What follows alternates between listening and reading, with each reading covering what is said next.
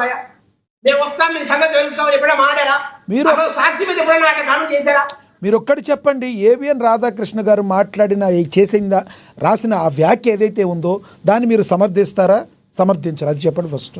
Sir ఒకటి, ఇప్పుడు వాళ్ళు ఏమంటున్నారు, మేము మాట్లాడిన తప్పైతే మరి మీరు మాట్లాడేది ఏంటి అని అడుగుతున్నారు. మీరు మాట్లాడిన మాటలని చూపిమంటారా, ఇది ప్లే చేయమంటారా ఏమేమి మాట్లాడారో? సార్ మీ సొంత చెల్లెలే అన్నానే పదానికి మీరు కలంకము అని ఆమె మాట్లాడుతోంది.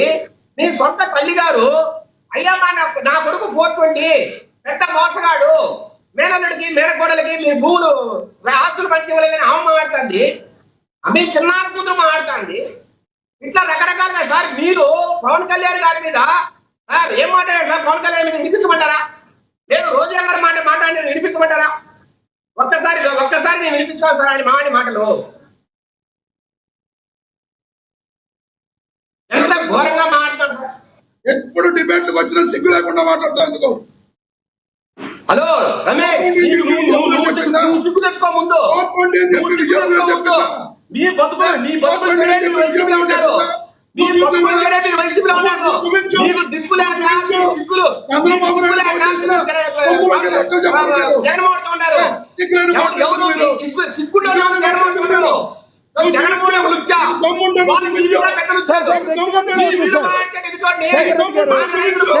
రమేష్ గారు కొంచెం సమయం పాటించండి. రమేష్ గారు మీకు ఇస్తాను సార్. రమేష్ గారు మీకు ఇస్తాను. రమేష్ గారు శేఖర్ రెడ్డి గారు ప్లీజ్ వ్యక్తిగతంగా మాట్లాడకండి. రమేష్ గారు మీకు ఇస్తాను. శేఖర్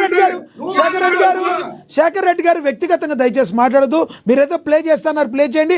రమేష్ గారు కాసేపట్లో మీకు ఇస్తాను మాట్లాడదు కానీ ప్లీజ్ సమయం పాటించండి. శేఖర్ రెడ్డి గారు మీరు ఏదో ప్లే చేస్తున్నారు, ప్లే చేయండి. ఏదో వినిపిస్తున్నారు, వినిపించండి. నా వాయిస్ వినబడుతుందా మీకు? ఇప్పుడే పెడుతున్నా. రైట్. సో మీరు చెప్పదలుచుకుంది ఏంటి చెప్పండి మరొకసారి. మీరు మన పక్కకి వెళదాం.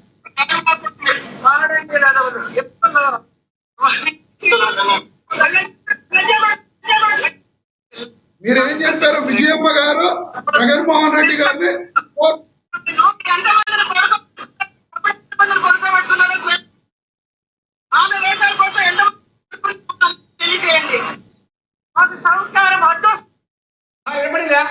విన్నాం అందరూ విన్నాం కదా. అందరూ చెప్పి ఘోరంగా మాట్లాడి ఆర్కే రోజా కూడా సంస్కృతి విలువల గురించి మాట్లాడుతుంది.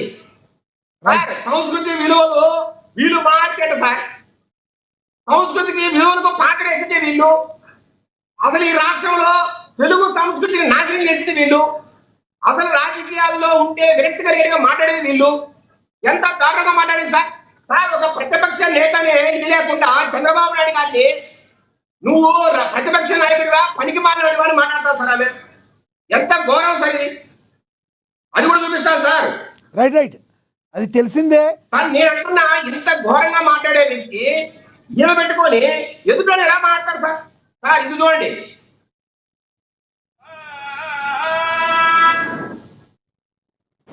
ఇది కూడా చూపిస్తాను సార్ మీకు. రైట్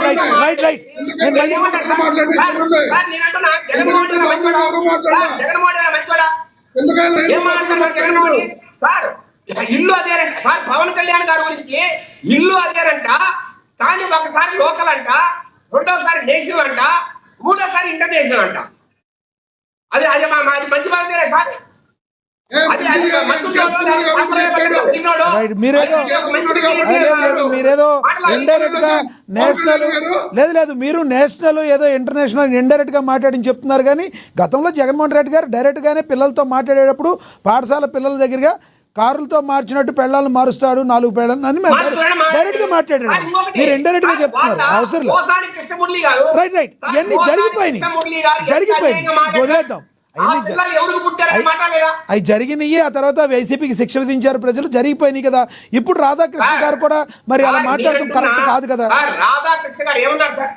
రాధాకృష్ణ గారు ఏమన్నారు మీకు తెలియదు. అయ్యా మీరు ప్రతి దానికి తలుపుతున్నారు సార్. 50,000 ఎకరాల్లో మీరు రాజధాని కట్టని చెప్పింది సార్ ఆ రోజు.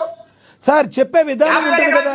శేఖర్ రెడ్డి గారు శేఖర్ రెడ్డి గారు, నేను ఒక్క మాట నేను యాంకర్ గా జర్నలిస్ట్ గా ఒక మాట నేను యాంకర్ గా జర్నలిస్ట్ గా ఒక సామెత చెప్పకూడదు, నేను ఒక సామెత చెప్పకూడదు, కానీ నేను చెప్పాల్సి వస్తుంది.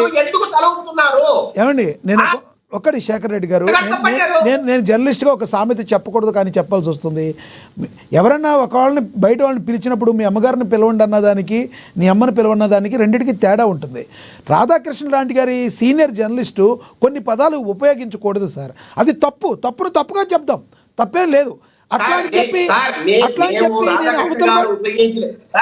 రాధాకృష్ణ గారు ఏదైతే ఉపమానాన్ని మాట్లాడారో ఆ ఉపమానం కరెక్ట్ అని లేదంటే అది అద్భుతం అని మేము అనట్లే. రైట్, ఇది పాయింట్.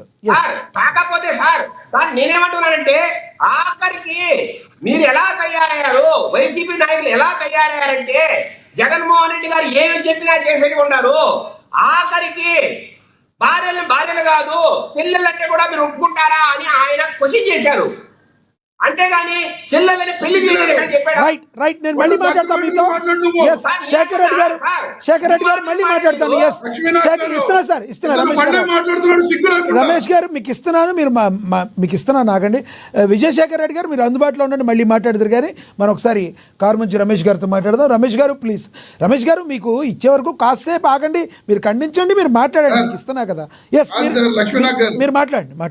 రైట్ సార్, ఇప్పుడు ఆయన డిబేట్ లాగా మాట్లాడితే నేను అసలు మధ్యలో అడ్డుపడను. ఇప్పుడు ఆయన ఏం మాట్లాడుతున్నాడు, విజయమ్మ గారు జగన్మోహన్ రెడ్డి గారిని 420 అని చెప్పారని చెప్తున్నాడు. ఆయన ఎక్కడో చెప్పారో చూపించమనండి ఆయన్ని.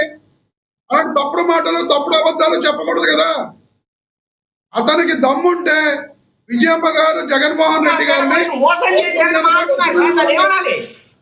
ఏం మాట్లాడుతున్నారు?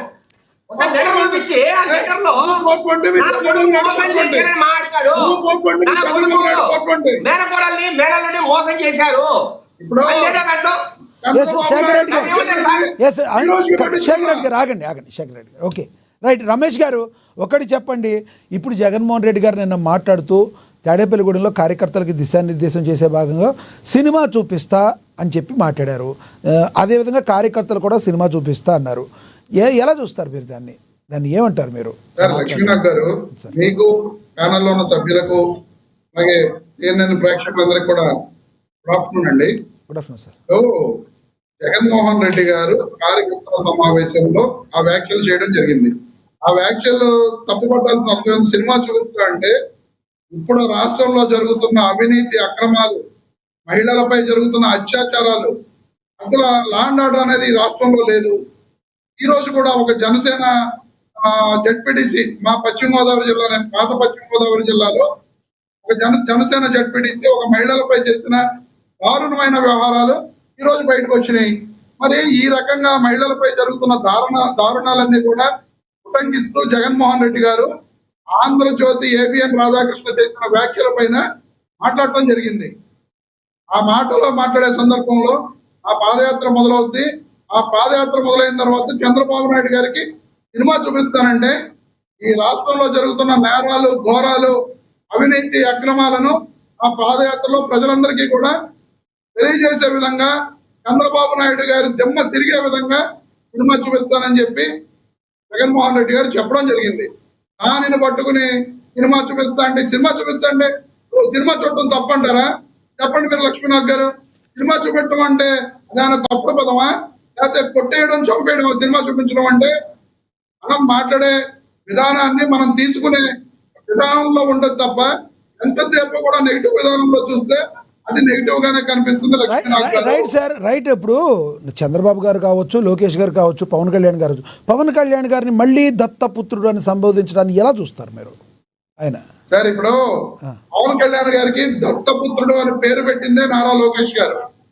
2018 ఎన్నికలకు 19 ఎన్నికలకు ముందు 18లో నారా లోకేష్ గారు మొట్టమొదటిసారిగా మోడీ గారి దత్తపుత్రుడు పవన్ కళ్యాణ్ గారు అని చెప్పి మాట్లాడటం జరిగింది. ఆయనలాగా నేను దొంగ చూపించాను. సో ఇప్పుడు మీకు రమేష్ గారు మీకు అది నచ్చట్లేదు, మోడీ గారి దత్తపుత్రుడు జగన్ గారు కానీ కాదు సార్, మోడీ గారి దత్తపుత్రుడు జగన్ గారు కానీ పవన్ కళ్యాణ్ గారు కాదు కాబట్టి మీకు అది నచ్చక మీరు ఇప్పుడు చంద్రబాబు గారి దత్తపుత్రుడిగా మీరు కన్వర్ట్ చేశారా? అంటే మోదీ గారి దత్తపుత్రుడు జగనే అంటారా? సార్ ఇప్పుడు మోదీ గారు దత్తపుత్రుడు జగన్ అని కాదు, నారా లోకేష్